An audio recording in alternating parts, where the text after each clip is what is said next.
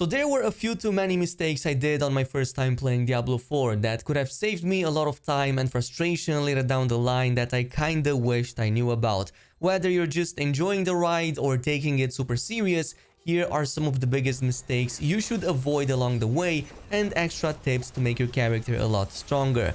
The first tip for all new players to make leveling easier is to play through World Tier 1 or Adventure difficulty. I was tempted just like you to say that Veteran was better because you see that 20% extra XP increase and 15% more gold. Well, first of all, any gold that you get while leveling is completely insignificant compared to what you get past level 50 by just selling like 10 rares, and you can get a lot more than through the entire campaign. Second of all, the 20% extra XP won't really help if you take twice as long to defeat a boss, for example. The only reason to go with Veteran difficulty for the extra XP is if you have a very strong build and class to quickly melt them away, or if you play with a friend in a party. And third of all, the quality of loot does not change one bit from Adventure to Veteran, only starting from Nightmare and above, which is after you finish the main campaign.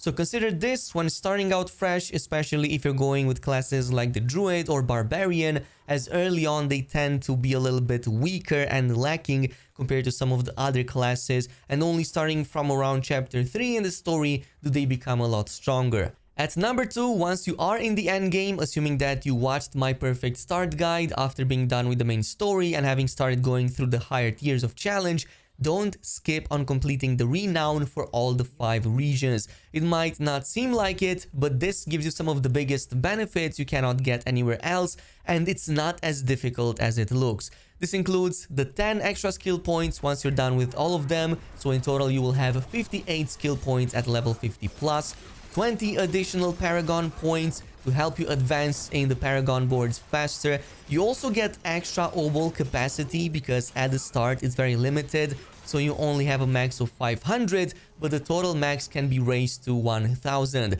You also get additional potion capacity, around 1.2 million gold between all of them, and quite a bit of XP in there too. Now, the thing that you'll notice is that you don't need to complete everything over here in the challenge menu. There's a bit of a wiggle room here because the total renown that you can get from all the activities greatly exceeds the requirements for the last chapter right there, or the last tier. So my recommendation is as follows. First, start with the strongholds. You get 100 renown quickly for these. There's 3 in each region, so that's 300, almost 1 chapter right away that you can complete. Second of all, complete side quests and dungeons and do them on World Tier 1. There's no need to waste time here, plus many of the side quests already bring you to dungeons, so I would always start this in World Tier 1, try to make it as efficient as possible, grab the side quest first because it also brings me in some of the dungeons that I also have to count for the renown as well. To make this even faster, I recommend doing it with a group of friends and split farm everything, as in each player takes a corner of the region and completes everything in terms of quests in there. This, as well as completing dungeons by players in a group, will count to all of the players in that party, so you're kinda hitting multiple birds with one stone. And by the way, if you do it like this, starting with the quests and then the dungeons, this also takes care of the area discovery as well as some of the other stuff in there, including waypoints if you didn't get them already. Now, this takes care of most of things, but eventually you will also want to aim for the Altars of Lilith. These are permanent account-wide stat unlocks that will not reset with new seasons, so this means all characters, future and present, will benefit from them. There are map routes online that you can go ahead and easily follow, so I'm just going to post a few down below that I also used. Just put on some chill music in the meantime. It should take no more than 30 minutes per map. And by the way, quick tip to find some of the more hidden altars, look inside houses and some of these dead ends on the map that look something like this. Usually this is where you find the more difficult ones. And of course, also keep in mind that you have to do this for each of the 5 total regions, as all of them have their own challenge tracks. This brings us to number 4, and if you're like me and don't pay attention to the drops, you might have missed out on the fact that you have dozens of elixirs in your inventory that don't just give you nice extra bonuses to offenses and defenses, but also a free 5% XP gain on top. It might not sound like much, but you will soon start seeing elixirs drop from enemies, nightmare dungeons, and even chests might as well use them, put them to good use, and benefit from them. Plus, at this stage, you should have plenty of flowers and other plants in your inventory from the open world and the caches that you've got from completing quests for the Renown, so it's super easy to go at any alchemist in town and craft a few on top when you're running empty. Moving on, another mistake people who played through the betas extensively might end up doing is ignoring the Cellars. That's because in the betas, they used to be really bad at giving rewards, they didn't even drop a chest upon completion. Well, since then, a lot has actually changed, so much so in fact that now they guarantee one treasure chest at the end at the very least. Sometimes two or other types of events in there that are definitely worthwhile, especially on higher world tiers as they are super quick and have a lot of these enemy groups in a tight packed area. You can quickly farm them and also get that reward out of them. However, you might occasionally stumble upon a loot goblin cellar, which is a special variant of the cellars that exclusively spawn these goblins that drop a ton of loot. In this case, you have hit the jackpot because these will give you a ton of legendaries upon defeat, assuming that you can defeat them quickly before they run away. Plus, you can also get a decent chance at uniques starting on Nightmare difficulty and above. I even used them on a few occasions to farm ancestral gear on my level 60 rogue that I managed to actually squeeze into world tier 4, so it can help a bit with gearing up too if you do want to do a quick jump in terms of gearing up. Now the next bit is going to be about gear, since that's going to take up a lot of your time, both early but even more so end game wise. So here are a few more things to know and mistakes to avoid. Now the aspects from the Codex of Power are not the only ones that you can find. In fact, random legendary drops can have completely unique ones that don't even exist in the Codex, but also higher level variants of the ones that are found in the Codex. The Codex only has the baseline versions of the legendary aspects, which means it also rolls with the lowest possible stats of the range on that specific power. So let me give you an example real quick. Here's the Vengeful aspect. My Codex version rolls only with a 30% chance to trigger, but its max potential can actually be all the way up to 40% for the ones dropping from random gear. I know that because I extracted this from a random legendary drop, and there are aspects in there that can have much higher value ranges.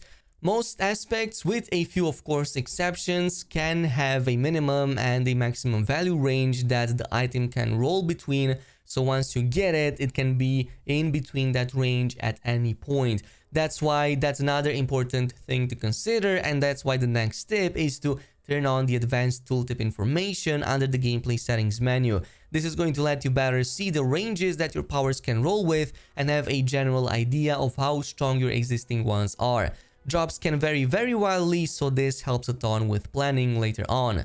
Another mistake here to avoid is to not rush and immediately place a perfect max roll aspect that you might have just got lucky and found, as tempting as it might sound. You really want to keep the perfect rolls for the true end game when having a very optimized build becomes a lot more important, instead of wasting it on a low level gear.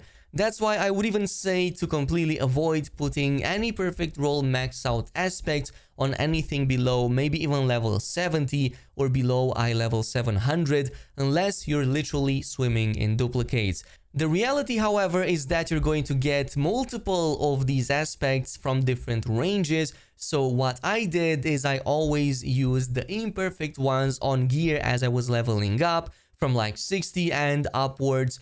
Just go with the ones that are really good but not yet perfect, so I can keep those for world tier 4 and like level 70 plus. Generally speaking, if you find better versions on legendary gear you don't plan to use, it's always a good idea to eventually extract them so that you can imprint them later on once you get higher level gear. You can only do this once, so do keep that in mind. Once you place an extracted aspect on a piece of gear, you can no longer take it back. It's pretty much gone forever on that piece of gear. I also suggest turning on advanced tooltip compare to from the same gameplay settings menu, as this lets you better visualize if an item is an upgrade to your existing one or if it's of lower quality. This helps you a lot to make decisions which are worth keeping, salvaging or extracting. Plus, it neatly shows any percentage increase with a green color and any possible stat you might be losing in red. Another tip here to know is that imprinting legendary aspects that you got via extraction is generally much cheaper than imprinting the ones from the codex. This can be useful if you have a few duplicates of the ones in the codex, but not enough mats to afford it just yet. So this can save you both the mats and a lot of gold, since the cost for both is mega reduced once you use the one you extracted. This, by the way, only applies when the item and the aspect quality matches. So let's say we take this sacred sword and place a sacred legendary aspect on it. As you can see, the cost has been significantly cut down. However, it would not be the same if I choose a lower quality normal, in this case aspect, and place it on this sacred item. In this example, it would still cost me around the same amount as it would with placing a codex variant on it.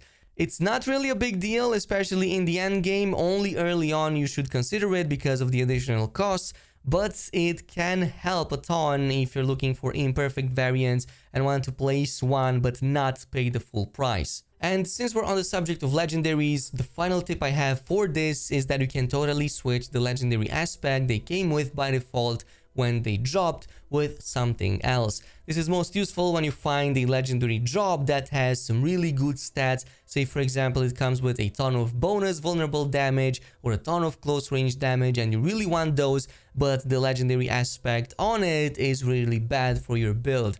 Well, in this case, you can still imprint them exactly the same as with any rare and change that for something else instead. It can be totally worth it, it's going to still cost the same, but you do get the benefit of having the stats that you might have missed otherwise. Only uniques, which come with fixed powers, cannot be under any circumstance imprinted or swapped this way. Everything else is pretty much fair game. And finally, this brings us to the last point. Once you've got everything up and running, it would be a shame to have made all this progress and not upgrade your gear. Say you're around level 55 or 60 and pushing like level 700 and going on, go ahead and perform at least, at the absolute minimum, the first 3 upgrade levels.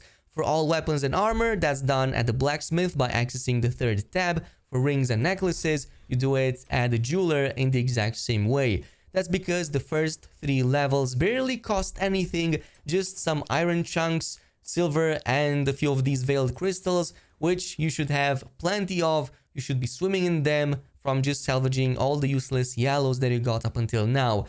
But 3 levels when combined from all the gear pieces give you hundreds of extra attack power, armor, stats that can quickly ramp up and get you really easily through some of the tougher challenges.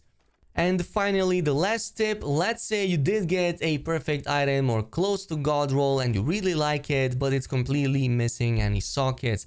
In that case, you can just go at the jeweler and use scattered prisms to add 1 socket per each of these prisms. Some items can hold only 1 socket, like the one-handed weapons and most of the gear pieces. Others can hold up to 2, including the chest, the legs, and any 2-handed weapons.